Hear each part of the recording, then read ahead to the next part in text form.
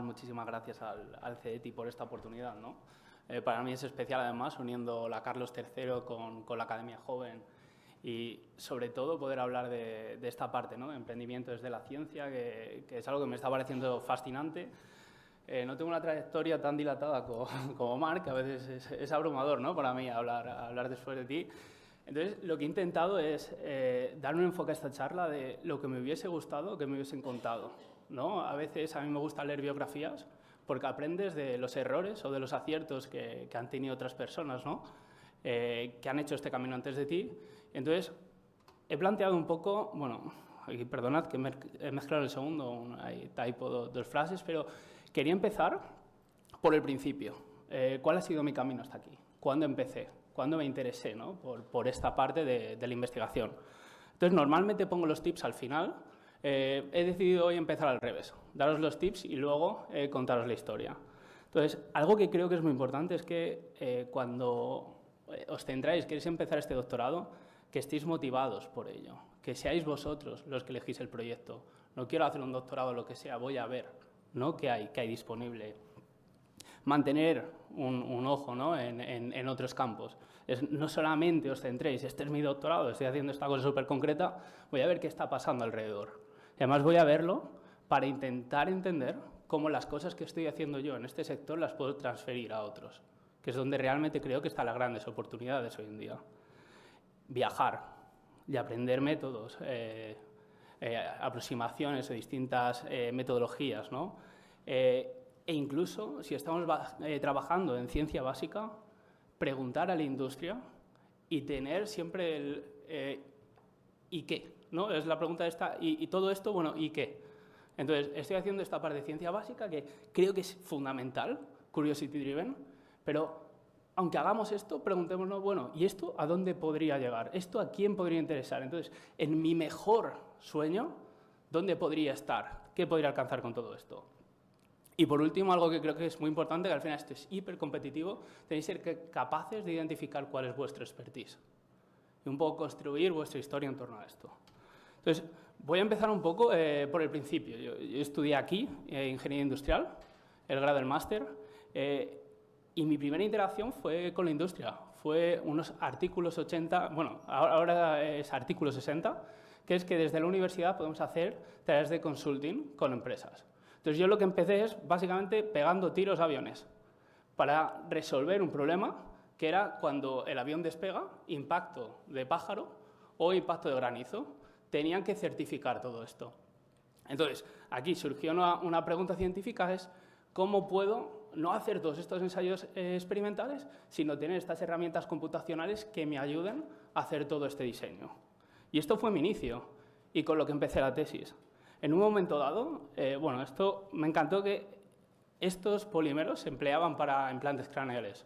Entonces surgió la oportunidad de ir a la Universidad de Oxford y aquí es algo también que me gustaría, os voy a ir diciendo como pequeñas cosas que me impactaron, creo, para bien. Según llegué, queríamos hacer estos modelos de, si tengo un implante en la cabeza y me dan un golpe, ¿cómo puedo optimizar este diseño del implante, ¿no? Entonces, lo primero que yo jamás había hecho aquí, cuando llegué mi supervisor me dijo, vete al hospital y habla con todos los neuro y vete a la empresa Fincerámica, en este caso, que son los que están haciendo esto, y pregúntales cuáles son los problemas. Esto creo que es un gran problema. Creo que la mayor parte de los grupos no nos hacemos estas preguntas cuando planteamos los proyectos. Buscamos dos frases para tener nuestra intro, motivación para pedir el grant, pero creo que es importante que tengáis esto en mente. Id, preguntad. Os sorprenderíais. Normalmente la gente responde, por muy importantes que sean o inaccesibles que parezcan. Y entonces, pues, empecé todo esto, estuve varios años en Oxford, donde aquí era, bueno, he identificado esta expertise que tengo de ser capaz de modelar físicamente todos estos materiales, pues lo traslado ahora a ser capaz de modelar cómo responde mecánicamente distintos tejidos, como pueda ser el cerebral.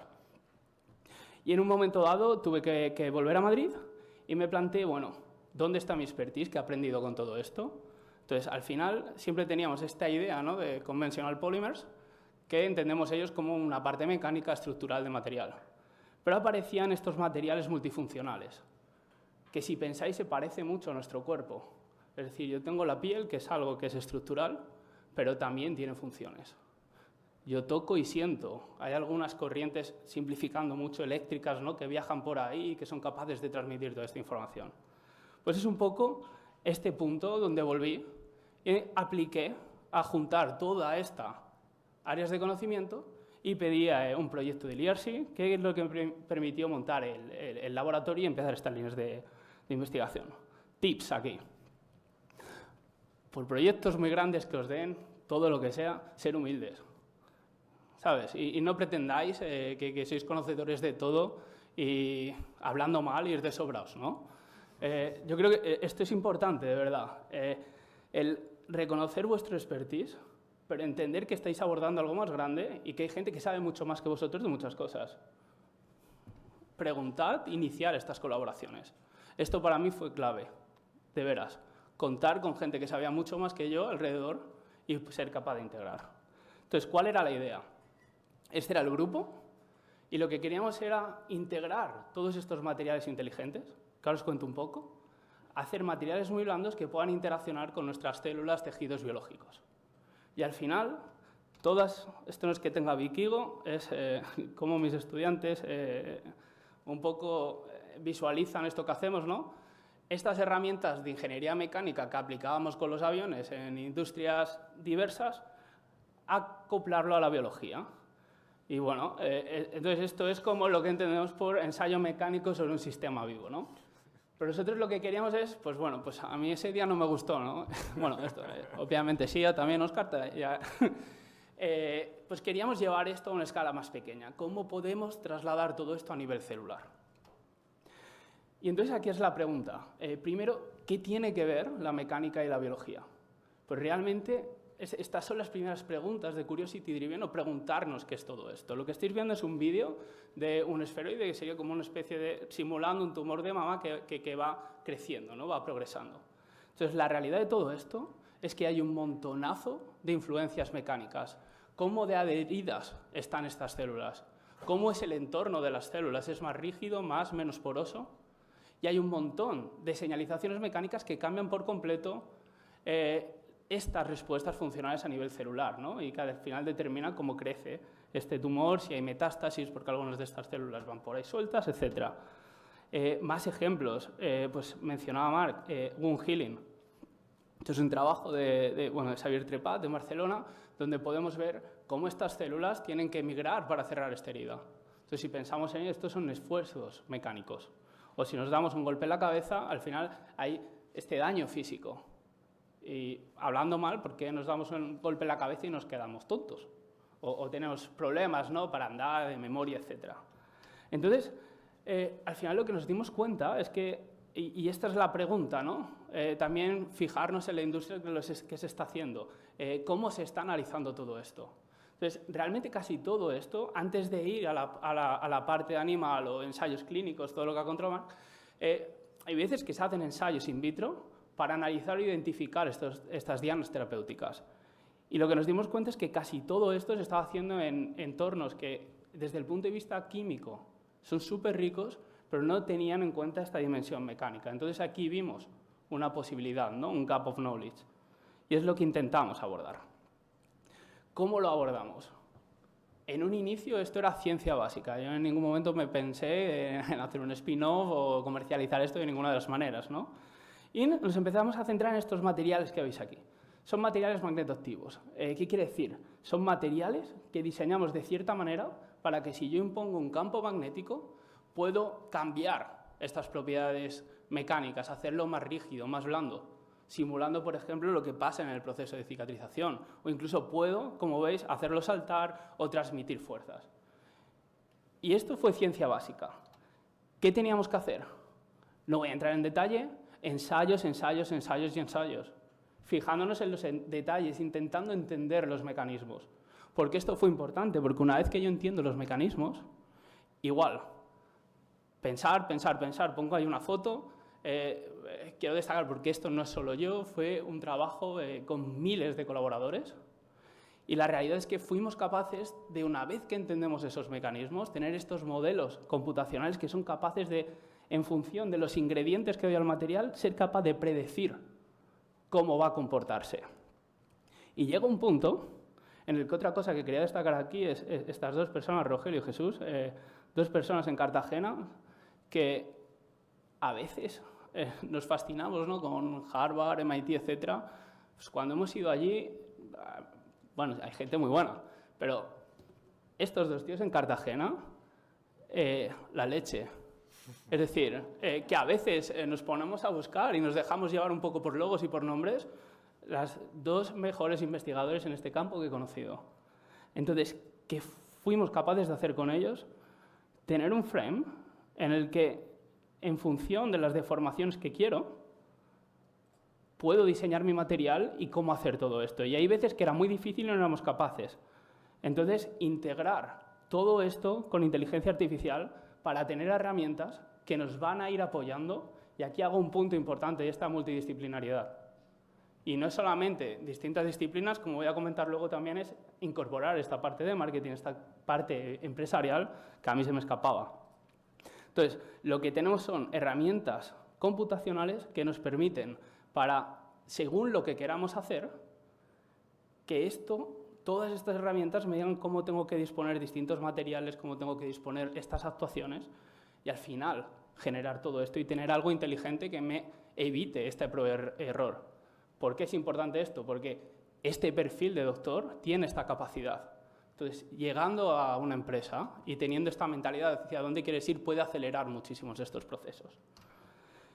Bueno, llegó un punto en el que pues publicamos estas interacciones con sistemas celulares y aquí hay algo importante que digo de listen to the field and environment, don't force it. Creo que un error que cometemos muchísimo cuando hacemos emprendimiento desde la empresa, desde la universidad, es que normalmente es como tenemos primero la tecnología y buscamos un problema. Entonces, idealmente, busquemos primero el problema y dirijamos. Y creo que aquí también las instituciones es importante el rol que tienen que tener para dirigirnos hacia ese problema. A veces es difícil para nosotros, identifíquenlo. Y comuníquenlo, que sé que se hace, pero de alguna forma mi sensación es que no termina de calar. Y luego, otra posibilidad es, he hecho algo, voy a escuchar. Entonces, llegó un momento que, bueno, distintos laboratorios nos estaban pidiendo, oye, esta tecnología que has hecho está muy chulo. Pues yo, ingenuo, pero empezamos a firmar licencias de uso y a dar esto gratis a distintos laboratorios. Entonces llegó un punto que, una persona cercana, ahora es el CEO de la empresa, Ricardo, me dijo, oye, ¿y todo esto? ¿Por qué no lo estás comercializando si tienes este interés?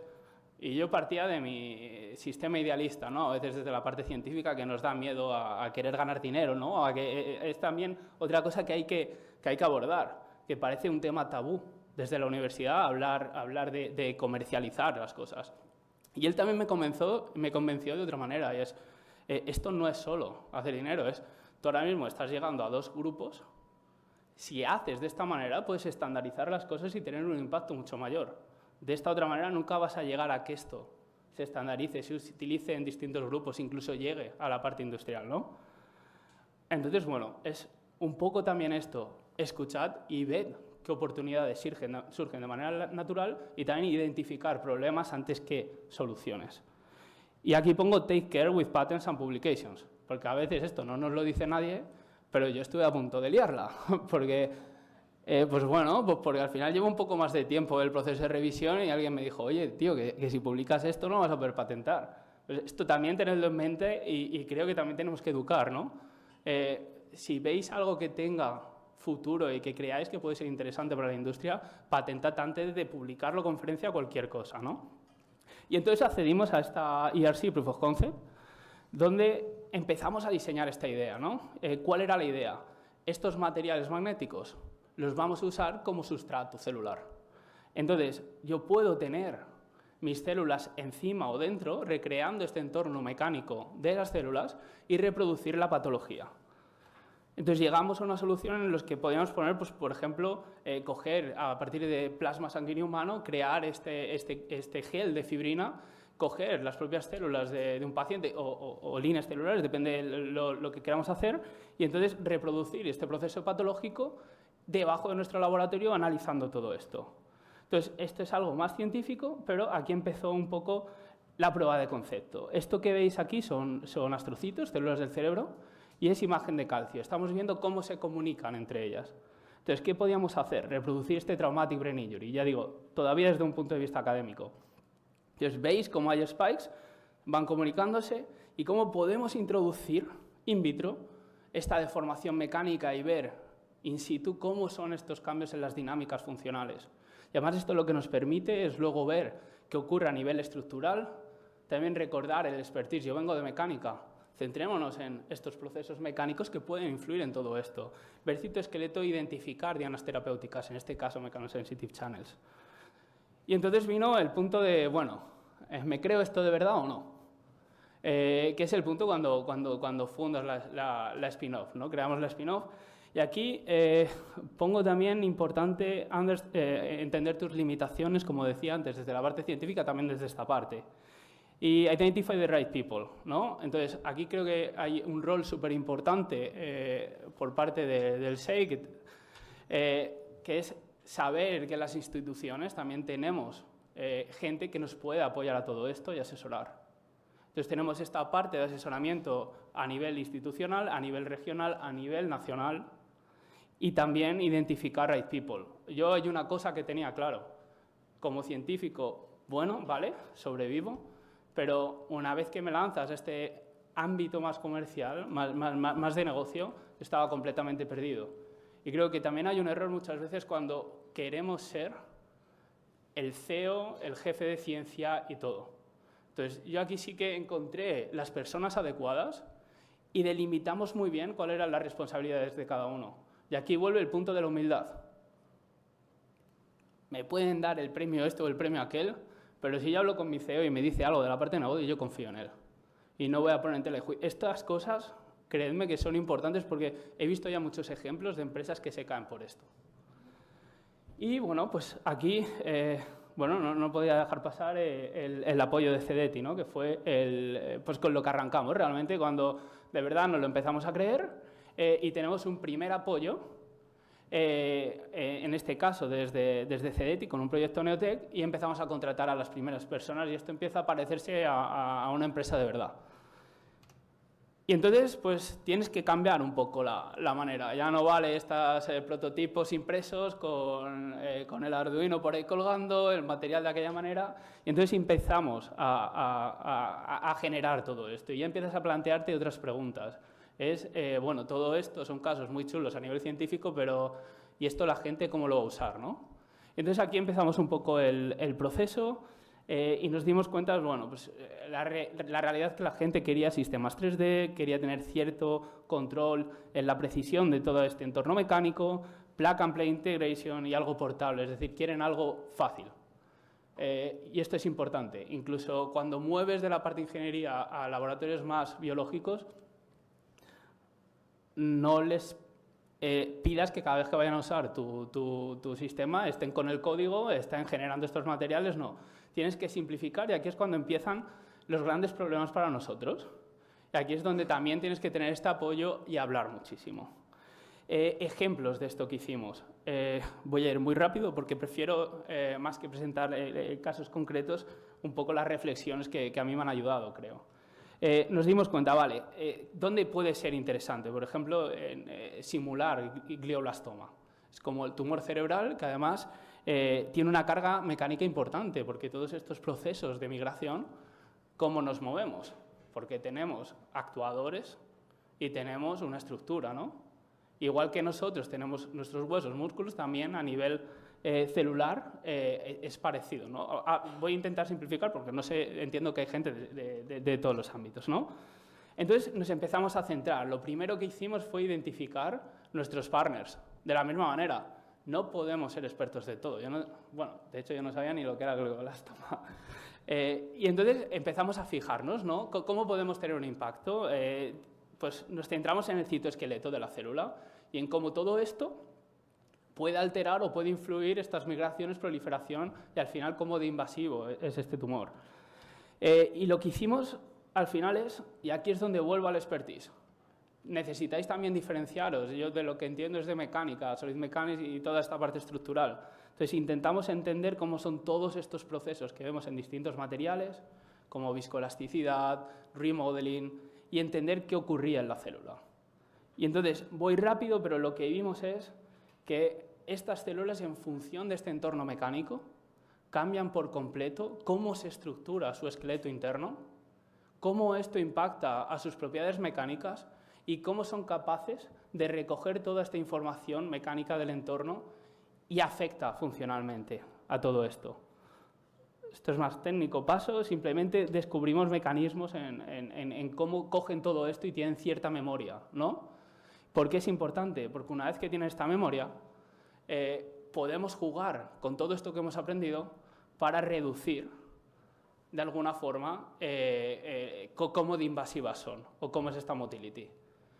Vale, 2D, entonces llegamos a un punto en el que nos dice, esto está guay, físicamente está súper chulo, habíamos sacado ciertas cosas, pero ya vas a un entorno realista cuando vas a las farmas y demás y te dicen, oye, pero es que esto es 2D, esto no le importa a nadie. Esto muy bien para lo tuyo, pero... Y es el siguiente salto. Entonces, aquí ahora lo que hemos conseguido ya es la... Y aquí me gustaría parar en varias cosas, ¿no? Recién ya hemos conseguido una financiación que creo que ahora nos permite extender, ya hemos extendido, ahora ya somos 9 personas, ¿no? en la empresa y estamos empezando a ya tomárnoslo en serio de todas, ¿no? Vale, ¿cuál es la clave aquí? Como he dicho, integra tu expertise para crear una ventaja clara.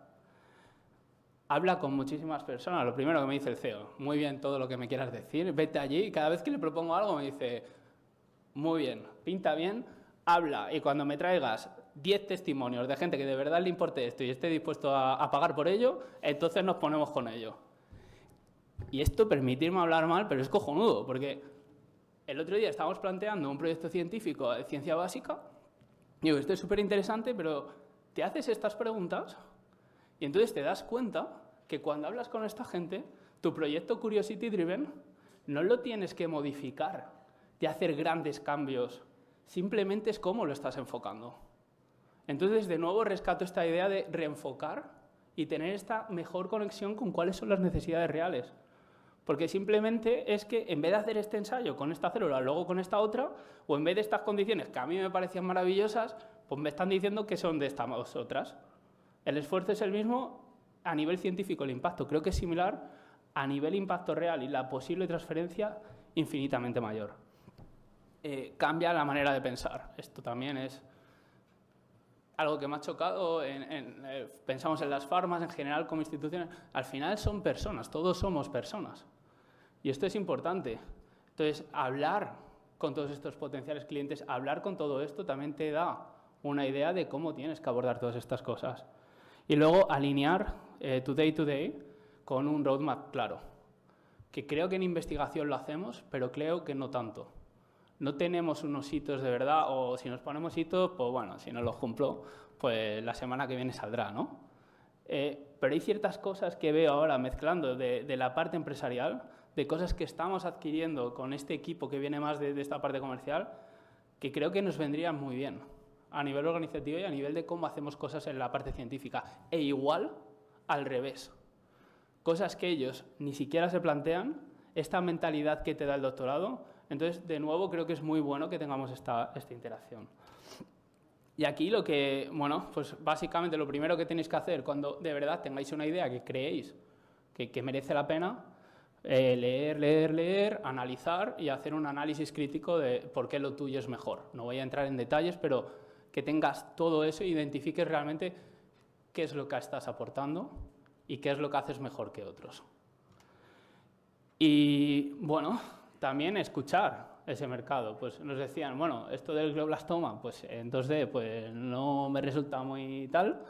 Además, con estas matrices que estás haciendo, no. Entonces, estuvimos, bueno, de hecho también en Boston, y hablando con toda esta gente en Harvard y demás, nos propusieron el roadmap.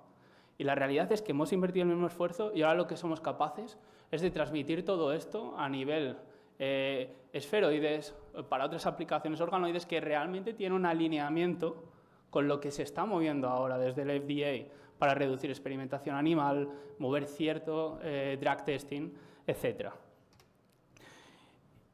Y ya termino con esto, que es simplemente un poco la escala temporal, ¿no? Entonces, toda esa formación antes de 2019, que es cuando vuelvo a España, se pide la RC, se empieza a montar todo, y entonces empezamos con Fundamental Science. Importante, las patentes. Y luego tenemos distintos mecanismos europeos, nacionales, regionales, que nos van permitiendo escalar. Y aquí estamos.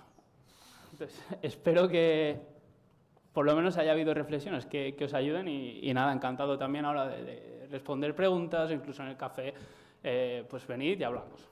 Muchas gracias de nuevo a CEDETI, a Academia ya.